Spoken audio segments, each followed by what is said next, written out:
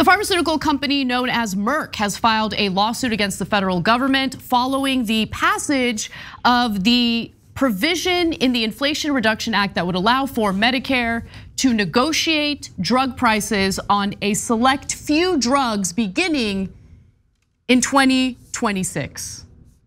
Now, this doesn't mean that Medicare will be able to negotiate the price of all drugs. It doesn't mean that they would be able to negotiate the price of a handful of drugs tomorrow. Just means that up to 10 drugs will be negotiated on by Medicare beginning in 2026. Merck ain't having it. They ain't having it. So they're trying to sue the federal government to put a stop to it. And so they're arguing that their constitutional rights are being violated. Let's try to understand their argument here. They say the program would coerce Merck to provide its products at government set prices, violating a clause of the Fifth Amendment that prohibits the government from taking private property for public use without just compensation. They also claim that the program would violate Merck's free speech rights by coercing the company to sign an agreement it did not agree with upon the conclusion of the negotiation. Just to give you a little sense of how well Merck is doing financially, Merck, which generated $14.5 billion in profit last year, not just revenue, 14.5 billion with a B in profit last year, claimed in a statement on Tuesday that the law would stifle the ability of it and its peers to make risky investments in new cures. Jake, what say you? Are you concerned about this? Okay, I am actually concerned about it, and not from Merck's perspective, the opposite perspective. Guys, this is as big a blow against capitalism as you could possibly imagine. So, not in the left-wing direction, but in like an authoritarian direction, in an insane, complete and utter corporate rule direction.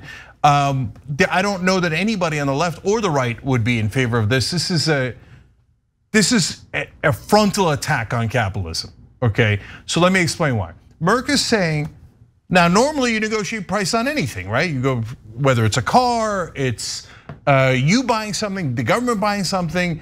Capitalism 101 is we negotiate prices and then we come to an agreement, or we don't, right? And we move on. So here they're saying no.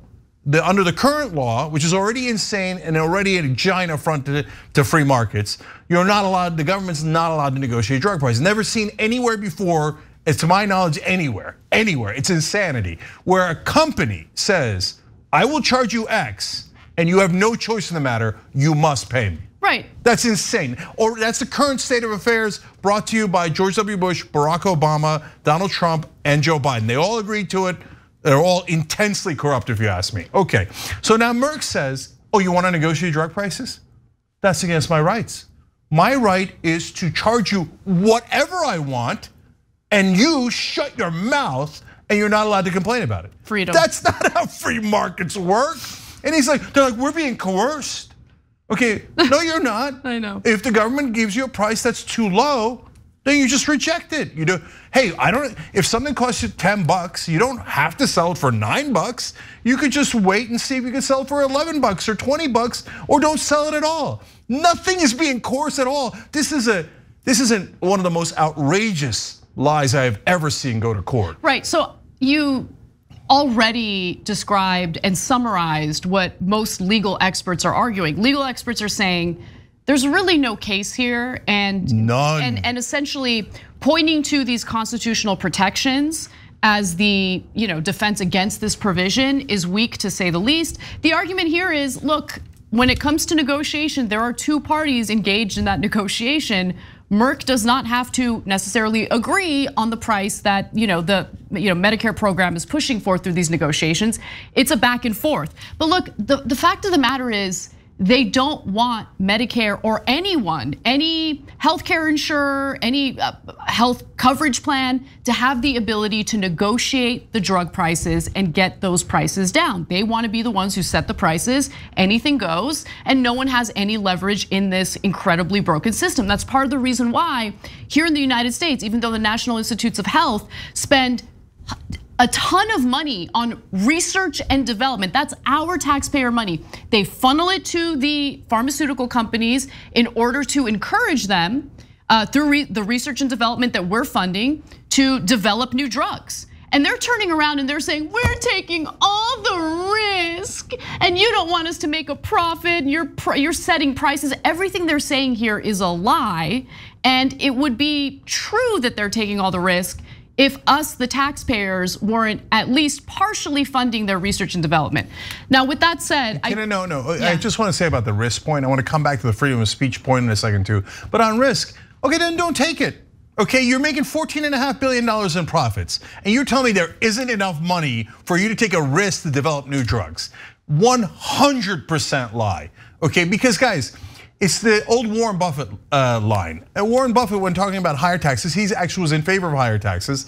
And the right-wing argument was, well, if you make taxes higher, no one will invest. Warren Buffett's like, what real investor says, oh, I'm gonna have to pay a little bit more in taxes from the money, extra money I make, so I'm not gonna do it, I'm gonna go home. That's not a thing. No. Investors invest because that's how they make money, okay? And drug companies make drugs that they sell at a tremendous profit.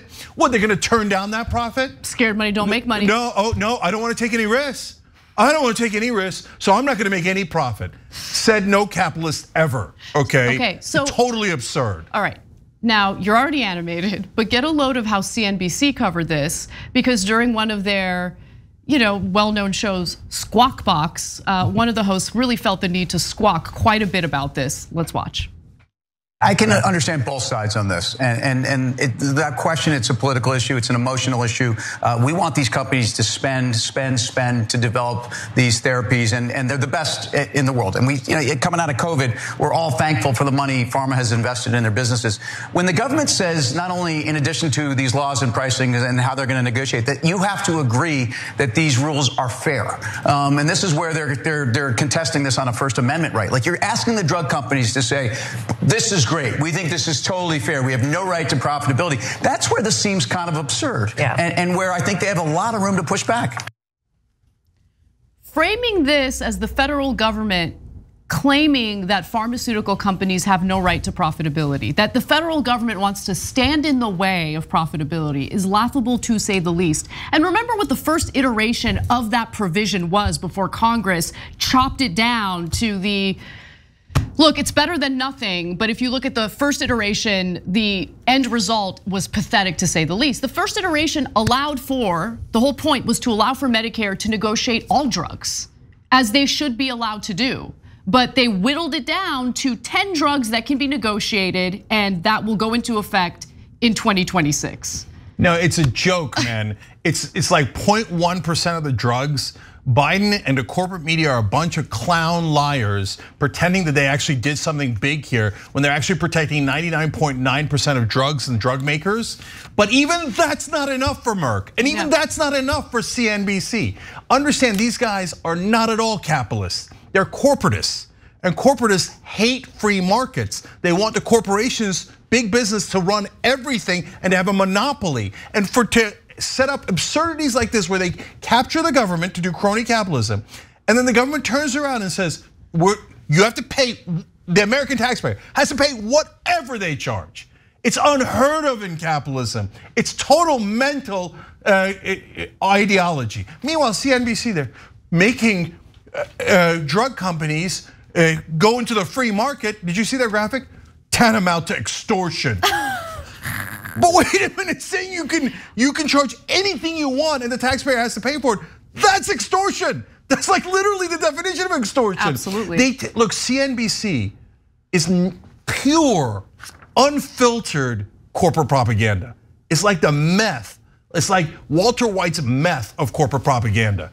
So they mainline it. They're like, you see, the government is saying that Merck has to agree that this is fair. No, the government didn't say that. The government just said we're going to negotiate prices, and wherever we come out will, I guess, be the fair market price. Like, that's a violation of our freedom of speech.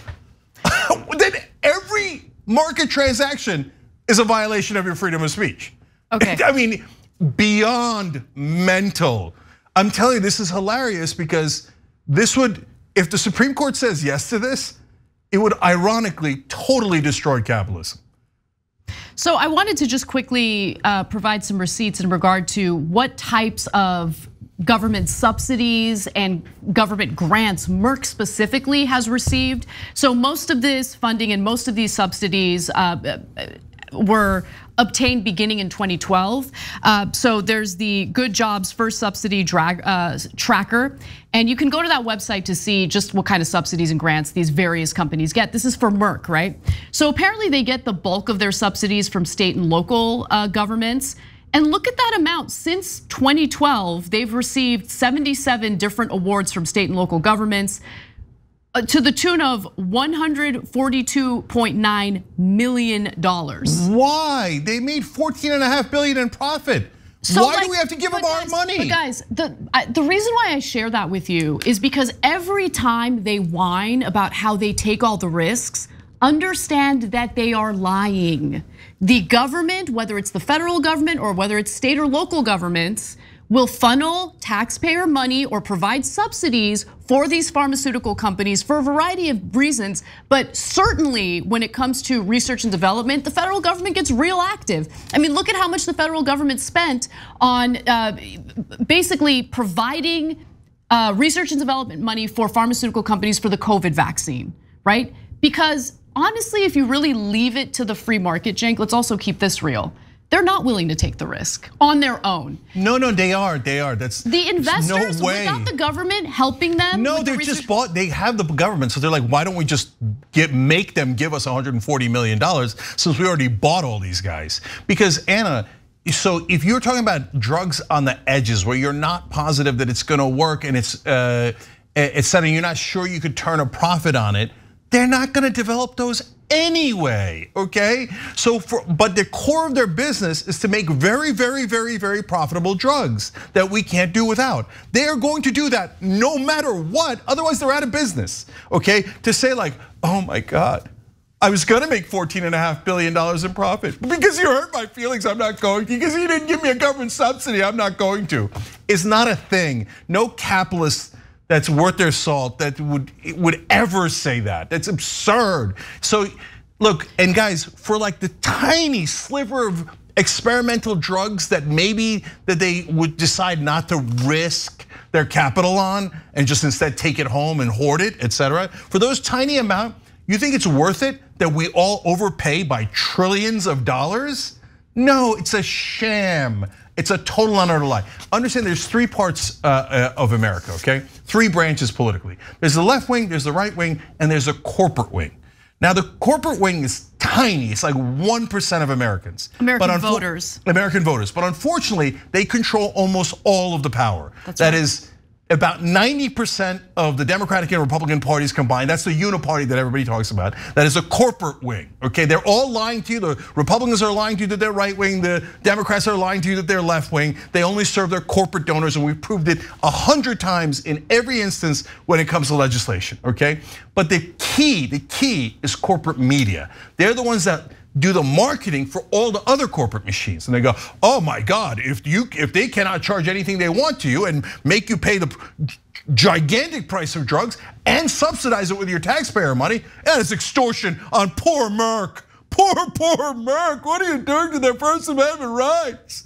So if you're a right winger, you should despise what Merck is doing and what all those greasy, awful politicians on the Republican and Democratic side do for 99.9% of drugs, okay? So all of this is disgusting. And finally, that corporate media marketing was just chef's kiss, perfect on that clip that you found, Anna. Because the guy says, we have to be thankful to pharma. Right. Because without, I mean, they did it out of the goodness of their heart. The $14.5 billion every single year in profit, and I said at least the last year, that level of profit, that was just a coincidence. That was just a sign. They don't care about that at all. They were doing it to help us. But now what have you done to Merck? CNBC is the biggest pile of trash I have ever seen in any form of media.